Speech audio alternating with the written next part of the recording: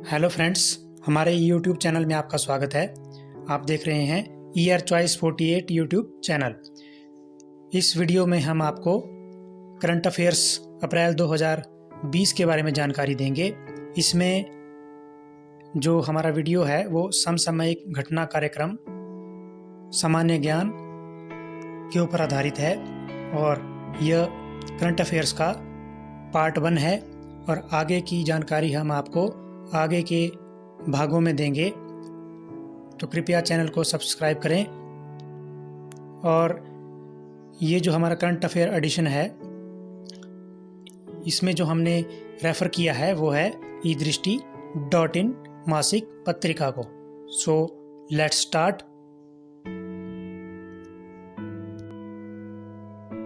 हमारा पहला प्रश्न है, 16 से 20 मई 2020 के मध्य चौथा वैश्विक आयुर्वेद महोत्सव कहाँ आयोजित किया जाएगा? जो इसका सही आंसर है वो है बी, कोच्चि। हमारा नेक्स्ट प्रश्न है, 26 मार्च 2020 को केंद्रीय वित्त एवं कॉरपोरेट कार्य मंत्री निर्मला सीतारमण ने गरीबों के लिए प्रधानमंत्री गरीब कल्याण योजना के तहत कितने लाख करोड़ रुपए के राहत पैकेज की घोषणा की? जो इसका सही आंसर है वो है बी, 1.70 लाख करोड़ रुपए। हमारा अगला प्रश्न है, 4 मार्च 2020 को केंद्रीय जल शक्ति मंत्री गजेंद्र सिंह शेखावत ने स्वच्छ भारत मिशन ग्रामीण के दूसरे चरण का शुभारंभ किया। इस चरण के संबंध में विकल्प में कौन सा तथ्य सही नहीं है?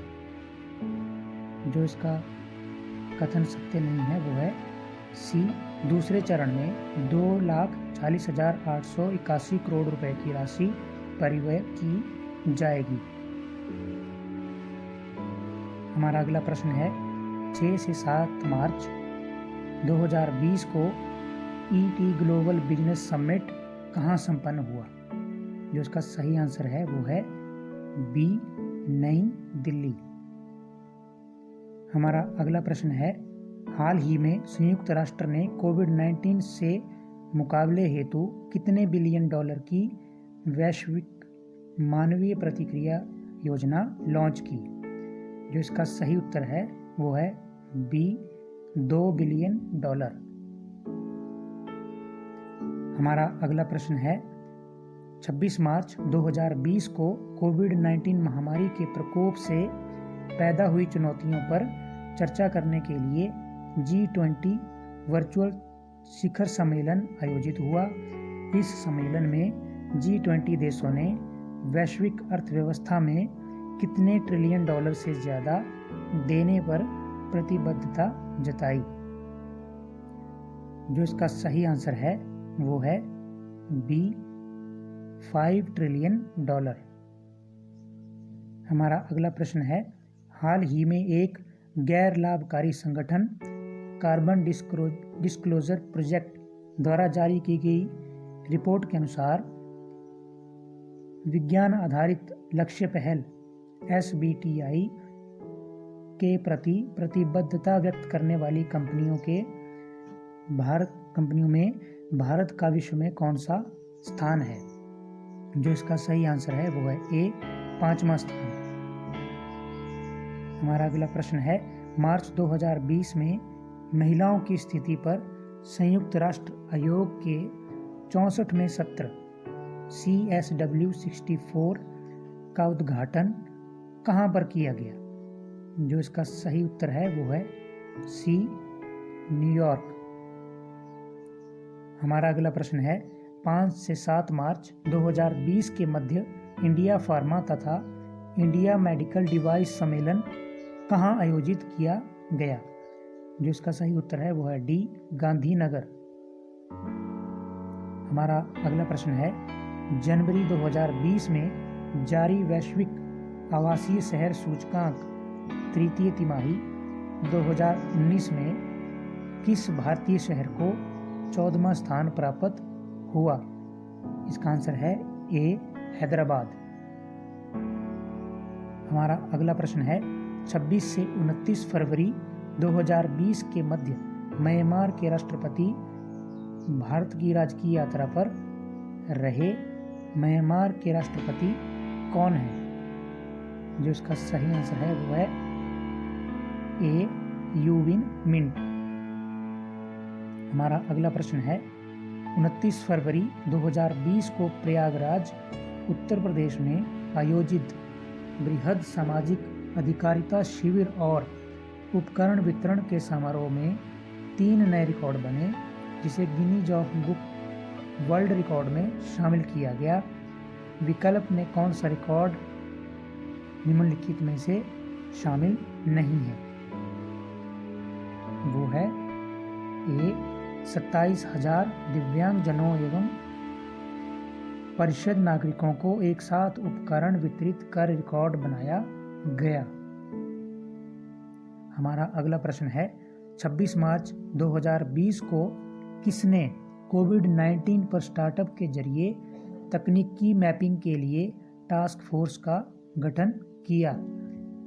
जो इसका सही उत्तर है वो है सी. विज्ञान एवं प्रौद्योगिकी विभाग। हमारा अगला प्रश्न है 20 फरवरी 2020 को राजस्थान सरकार ने वर्ष 2020-21 का बजट प्रस्तुत किया। इस बजट में की गई घोषणाओं के संबंध में विकल्प में कौन सा तथ्य सही नहीं है? और आंसर है डी. सरकारी सेवाओं को डोर स्टेप डिलीवरी हेतु जयपुर एवं अजमेर में पायलट प्रोजेक्ट शुरू किया जाएगा। ये कथन सत्य नहीं है।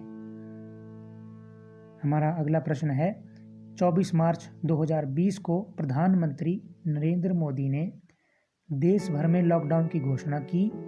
यह कब तक लागू रहा? इसका सही उत्तर है ए. 14 अप्रैल 2020। हमारा अगला प्रश्न है फरवरी 2020 में जारी नेचर रैंकिंग इंडेक्स 2020 में किस संस्थान को शीर्ष स्थान प्राप्त हुआ? जो इसका आंसर है वो है ए. CSIR नई दिल्ली। हमारा अगला प्रश्न है 2 से 4 मार्च 2020 के मध्य 11वें बेंगलुरु इंडियन नैनो सम्मेलन एवं प्रदर्शनी का आयोजन बेंगलुरु में किया गया। इसका मुख्य विषय क्या था? जो सही उत्तर है वो है ए. उद्योग 4.0 के लिए नैनो विज्ञान और नैनो प्रौद्योगिकी में नए आयाम।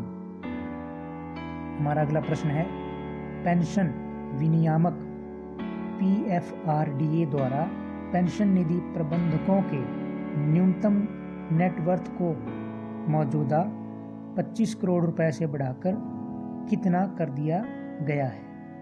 जो उसका सही उत्तर है वो है सी. 50 करोड़ रुपए। हमारा अगला प्रश्न है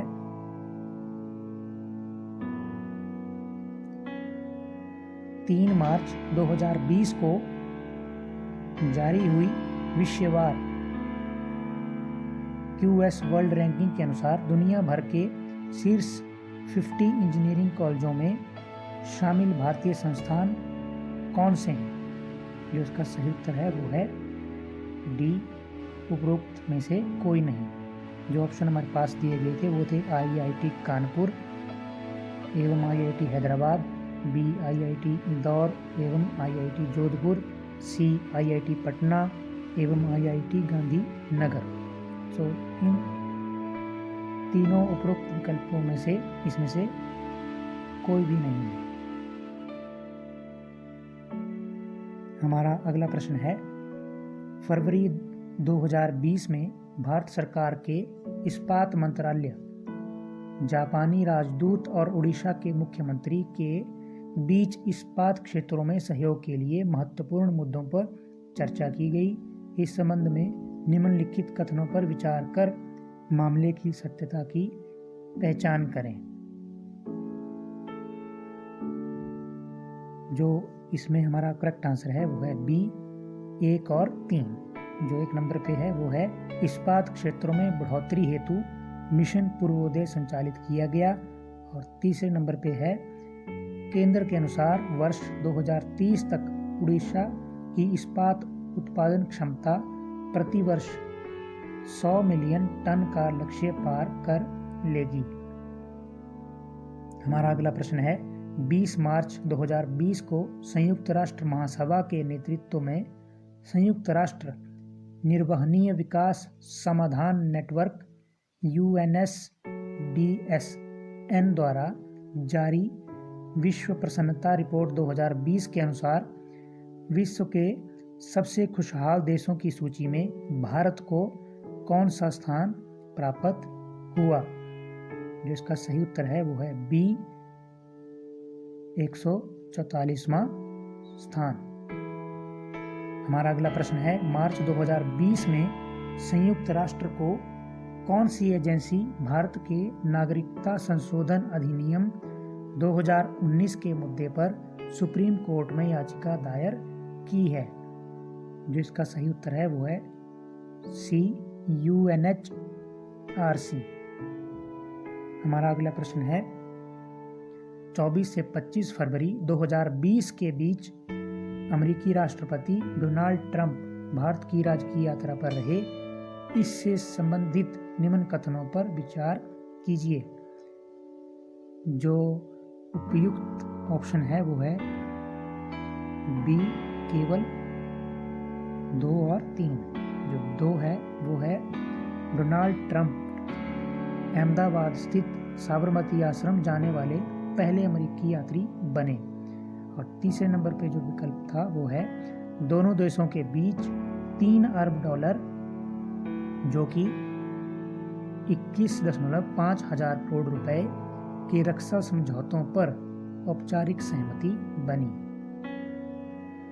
हमारा अगला प्रश्न है 28 फरवरी 2020 को पूर्वी आंचलिक परिषद की 24वीं बैठक कहाँ संपन्न हुई? जिसका सही उत्तर है वो है बी भुवनेश्वर।